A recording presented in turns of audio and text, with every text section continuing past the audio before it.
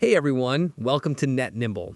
In this tutorial, I'll show you how to see suggested friends on Instagram and discover new people to follow. Instagram suggests friends based on mutual connections, interactions, and shared interests. Let's see how to find them. First, open the Instagram application. The first way to see suggested friends is through your profile. Tap on your profile icon at the bottom right corner. If your account is new, you may see suggested friends directly on your profile page. If you don't see them, tap on Following to view the accounts you currently follow.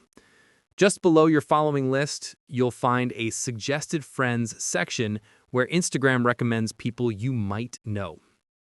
The second method is through the Search tab. Tap the search icon at the bottom of the screen. Search for any account you follow or are interested in.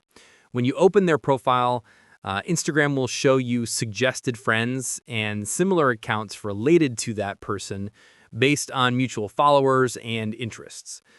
And that's how you find and see suggested friends on Instagram.